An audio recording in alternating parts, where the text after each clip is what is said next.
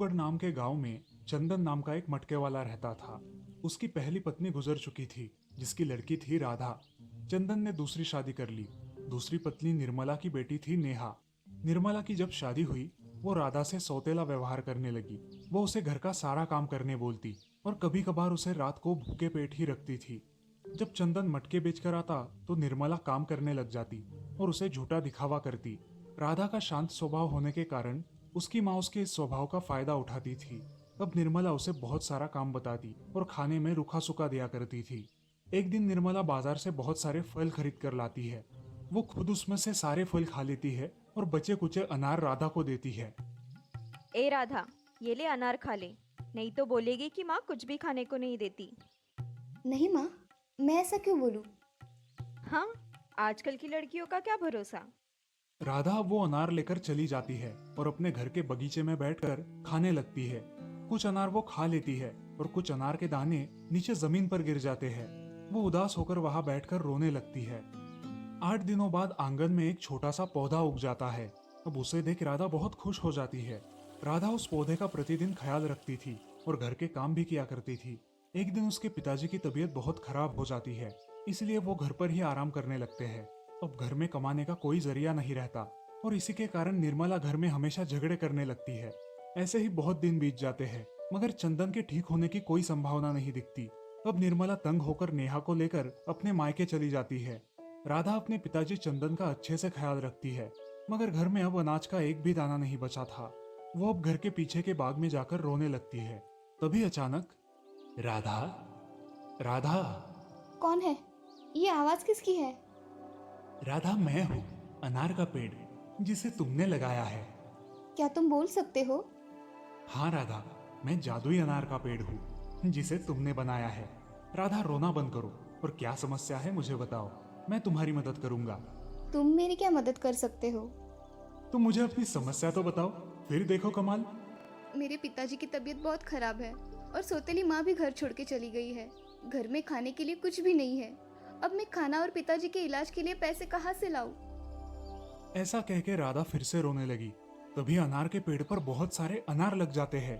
वो इतने सुंदर होते हैं कि वो देखती ही रह जाती है। अब वो जादुई अनार का पेड़ बोलता है, राधा, मेरे पेड़ की टहनियां नीचे करके सारे अनार तोड़ लो और बाजार जाकर बेच आओ।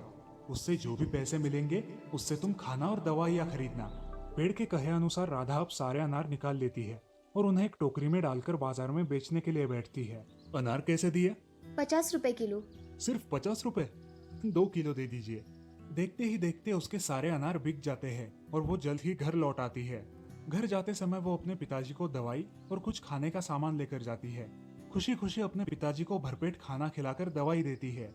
बाद में उस पेड़ का शुक्रिया करने के लिए वो अपने घर के पीछे वाली बाग में जाती है।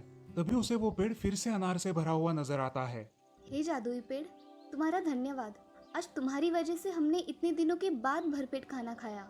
आज से तुम हर रोज पेड़ से अनार निकाल कर बेचना, तुम्हें कभी खुशियों की कमी नहीं होगी। अब राधा रोज सुबह अनार के पेड़ से अनार निकालती और बाजार में जाकर बेचती। राधा अपने पिताजी का अच्छे से इलाज कर पाने की वजह से बहुत खुश थी। पिताजी की तबीयत में अब सुधार आने लगा। वे कुछ ही दिनों में ठीक हो गए और अपना मटके बनाने का कारोबार फिर से शुरू कर दिया। अब राधा भी उन्हें मदद कर दिया करती थी। धीरे धीरे राधा अनार बेचकर बहुत अमीर बन गई। अब उनके पास सब कुछ था। राधा ने गांव में एक दुकान खरीद ली, जिसमें वो और उसके पिताजी अपना कारोबार किया करते थे। एक दिन राधा की दुकान पर एक बड़ी गाड़ी आकर रुकी और उसमें से एक बहुत ही सुंदर दिखने वाला इंसान बाहर आया। ये सारे अनार कितने के दिए? 200 रुपए में। आपको सब चाहिए? हाँ, सब दे दो। वो नौजवान राधा की सुंदरता को निहारता ही रहता है और अनार लेकर वहां से चला जाता है। अगले दिन निर्मला अपनी बेटी के साथ घर लौट आती है। चंदन उसे बहुत खरी खोटी सुनाता है। निर्मला अपने किए पे पश्चाताप में आंसू बहाती है। राधा के कहने पर चंदन उसे माफ कर देता है। उसी दिन उनके घर में वो बड़ी गाड़ी वाला नौजवान आता है और, नमस्ते, मेरा नाम सुशील है। मेरा खुद का बिजनेस है और मैं इसी शहर में रहता हूँ। मुझे आपकी बेटी बहुत पसंद आई है, इसलिए मैं यहाँ रिश्ते की बात करने आया हूँ। हाँ, मगर आपके माँ पिताजी को तो साथ ले आते, उनसे बात करके आगे की बात बढ़ाते। मेरा इस दुनिया में कोई नहीं है, मैं अकेला ही हूँ। माफ कर देना बेटा। कोई बात नहीं, आप एक बार राधा से पूछ लीजिए उसको ये रिश्ता मंजूर है या नहीं। बेटी राधा, जरा बाहर आओ।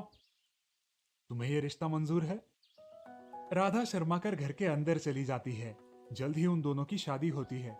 राधा उस जादुई पेड़ के पास आती है और उसे कहती है, हे जादुई अनार के पेड़, आज तक तुमने मेरा बहुत साथ दिया, उसके लिए धन्यवाद। अभी मेरे पिताजी का भी मेरी तरह ही ख्याल रखना। तुम निश्चिंत होकर जाओ, यहाँ की चिंता मत करो। ऐसा कह के राधा अपने घर चली जाती है और खुशी खुशी अपना जीवन व्यतीत करती है।